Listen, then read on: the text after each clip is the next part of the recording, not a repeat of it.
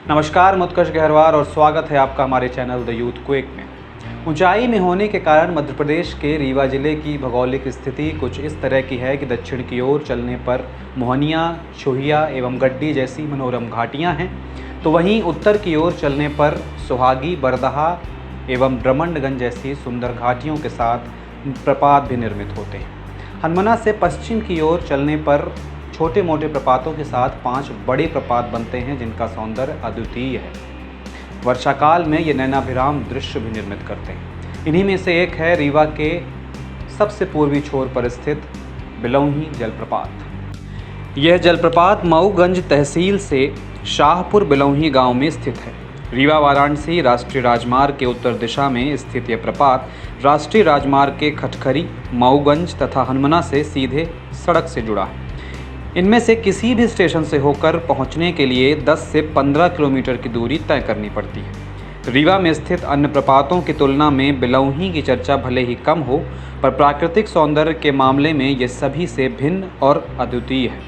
गुरमा नदी द्वारा निर्मित इस प्रपात में जलधारा लगभग 334 फीट की ऊंचाई से सीधे नीचे गिरकर नैनाभिराम दृश्य निर्मित करती है। नीचे जल सतह के पास की संरचना कुछ इस तरह की है कि जलधारा की परिक्रमा की जा सके। जलप्रपात में पानी जिस स्थान से नीचे गिरता है, वहाँ की कुछ चट्टानों पर खास तरह की आकृतियाँ उभरी हुई हैं, जिनके बारे में कोई आध्यात्मिक कहानियाँ इस अंचल में कही और सुनी जाती हैं। प्रपात से उत्तर की ओर थोड़ी ही दूर पर एक गढ़ी दिखाई देती है, जो पूरी तरह से वीरान है। ऐसा अनुमान लगाया जाता है कि इसका सामरिक उद्देश्यों के साथ वॉच टावर के रूप में उपयोग किया जाता रहा होगा।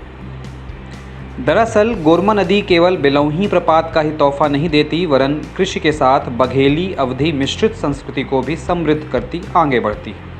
हनुमना प्रतापगंज से पांती बरही रोड पर गोपला गांव के जगजीवन लाल सिंह के बांध से निकली धारा और नदना गांव के पांडे परिवार के बांध से निकला गहिराड़ी नाला दोनों मलिगवा के पास मिलकर गोरमा नदी में तब्दील हो जाते हैं। इसी पर आगे रीवा का सबसे पहला और सबसे लंबा बांध निर्मित है, जिसकी लंबाई 3552 मीटर तथा ऊंचाई 33.7 मीटर है। इसी गोरमा डैम के चलते बिलौही प्रपात के समीपी क्षेत्र में उन्नत खेती होती है। शाहपुर बिलौही अंचल को धान उत्पादन के लिए दूर दूर तक जाना जाता है। प्रपात के बगल से नीचे पैदल जाने लायक पुराना रास्ता भी है। उत्तर प्रदेश के मांडा राज्य के सबसे नज़दीकी बड़ोखर गांव के लोगों से बिलौही अंचल के सामाजिक और सांस्कृतिक संबंध का इतिहास बहुत पुराना है। रीवा के सभी प्रपातों में बिलौही सबसे क्लीन जलप्रपात है। यहाँ सिगरेट के पैकेट, शराब की बोतलें, पानी के पाउच आदि शायद ही देखने को मिले। हर चट्टान बिल्कुल नीट एंड क्लीन, प्राकृतिक सौंदर्य से भरपूर तथा अत्यंत साफ सुथरी जगह होने के कारण यहाँ एक अलग शांति का अनुभव होता है। हवाई और रेल सुविधाओं वाले बड़े जिलों प्रयागराज तथा वाराणसी से समीप होने के कारण यहाँ देश विदेश के सैलानी सरलता से पहुँच सकते हैं।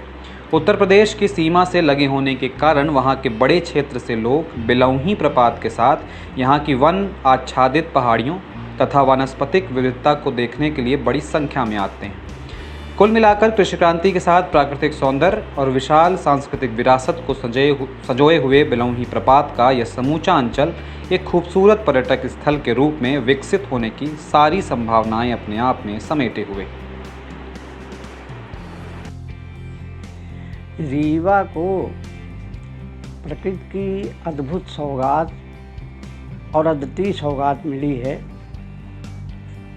विंध्य में रीवा ही एक ऐसा जिला है, या कहें कि प्रदेश और देश में शायद ही इतने जलप्रपात किसी ज़िले में नहीं हैं, किसी स्थान एक ज़िले में नहीं हैं जितने अकेले रीवा ज़िले में हैं। पूर्वा एक ही दिशा में, पूर्वा, चचाई, केवटी, पहुती और बिलौही, इन प्रपातों में सबसे सुंदर जलप्रपात बिलौही का है।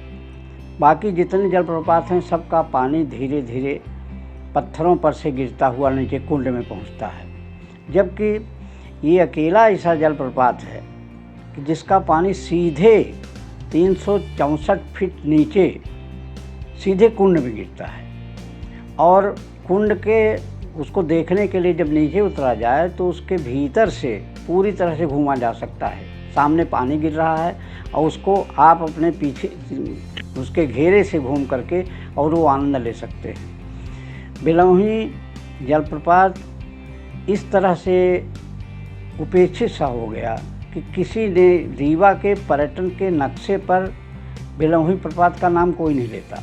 पूर्वा जैसा छोटा जलप्रपात जो 100 फुट का ही है, उसकी चर्चा इतनी हो गई, इतनी ब्रांडिंग उसकी हो गई, वो आज मुख्य धारा में आ गया। लेकिन वो पिछड़ा इलाका हनुमान तहसील का वह इलाका जो हनुमना मऊगंज में मिला करके सबसे सुंदर और सबसे गहरा, बहुत ही सबसे गहरा और बिलौही सबसे सुंदर जलप्रपात है। आज गोरमा बांध के बंध जाने के बाद भी बरसात के दिनों में उसका सौंदर्य देखा जा सकता है।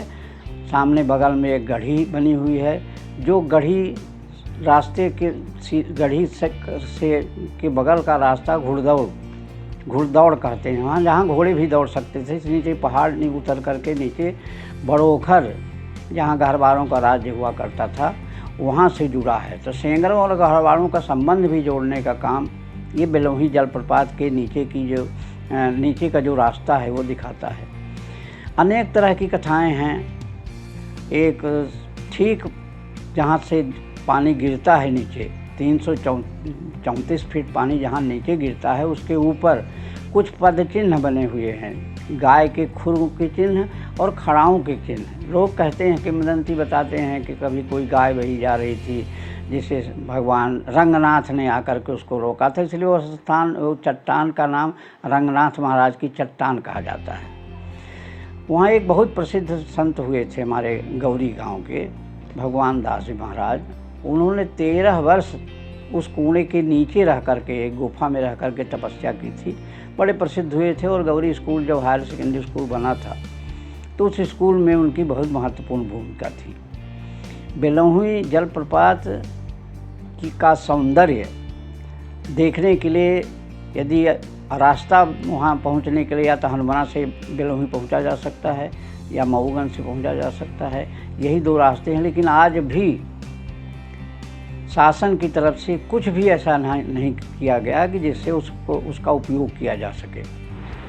तो आज के हमारे इस वीडियो में इतना ही। उम्मीद है आपको हमारा वीडियो पसंद आया होगा। अगर हाँ तो करिए लाइक, शेयर और सब्सक्राइब और बने रहिए हर अपडेट के साथ और कुछ नई रोचक जानकारियों के साथ यूट्यूब के हमारे चैनल यूथ क्विक पर।